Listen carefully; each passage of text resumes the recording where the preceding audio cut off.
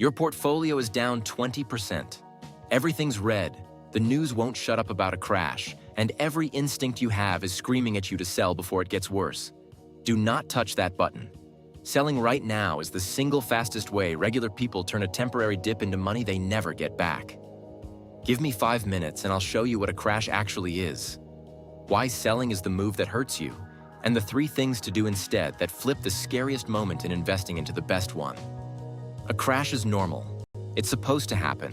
When you're in it, it feels like the whole system is falling apart. It isn't.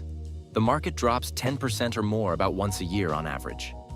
It drops 20% or more every few years over and over, going back 100 years. This isn't the market breaking. It's the market doing the thing it has always done. And every single time, it has come back. 2008 felt like the end of the world. So did 2020. Pull up a long-term chart now, and both of them look like tiny dips on a line that keeps climbing. You're not watching something new and terrifying. You're watching the same pattern that's played out your whole life, just up close for the first time.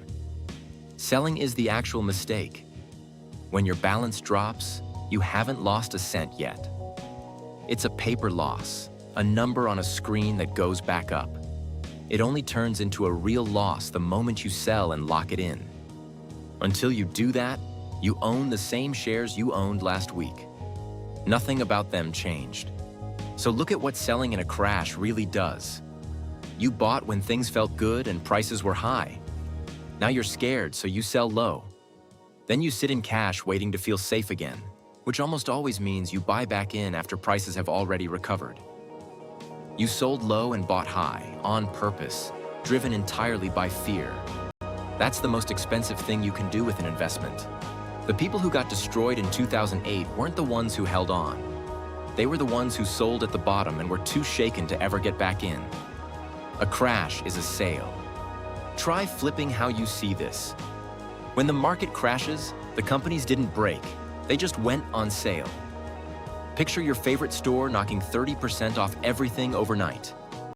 You're not running for the exit, you're grabbing a cart. But when the stock market does the exact same thing, people do the opposite and panic sell at the discount. A crash means the same index fund you wanted last month, the same hundreds of companies inside it, just got 30% cheaper. If you're in your 20s or 30s and you keep buying while it's down, you're loading up at prices you'll be glad you took years from now. Some of the scariest headlines in market history turned out to be the best buying windows anyone got in a lifetime. So next time the screen's all red and everyone's yelling crash, don't picture a disaster. Picture a clearance rack. What to actually do. 3 moves. 1. Do nothing. I mean it. If your money's in a diversified index fund and you don't need it for years, the right move is usually to close the app and go do literally anything else. Checking your balance every hour is what turns a calm investor into a panicked one. 2. Keep buying on schedule. That automatic investment I told you to set up last time?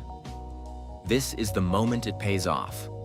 When prices fall, your automatic buys are quietly grabbing more shares for less, and you don't have to make a single brave decision to do it.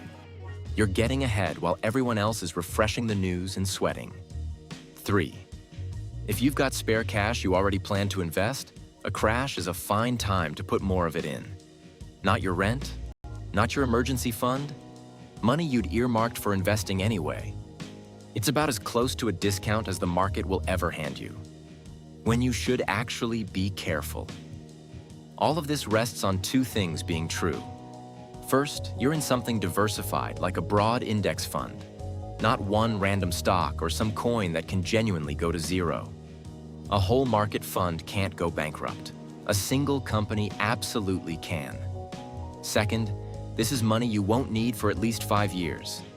If you need it next month, it shouldn't have been in stocks to begin with. But if you're investing for the long run, a crash isn't a threat to survive. It's just a stretch where the smartest thing you can do is sit still. So when the market tanks, remember it's normal. Don't turn a paper loss into a real one and treat it like the sale it is. Do nothing, keep buying, let time handle the rest. The people who actually build wealth aren't smarter than everyone else. They're just calmer when it counts. That keep buying on a schedule thing I keep bringing up actually has a name, and it might be the most useful trick a beginner can learn. Next time, I'm getting into dollar cost averaging. How putting in the same amount every month quietly beats trying to guess the market's next move. Subscribe so it lands in your feed.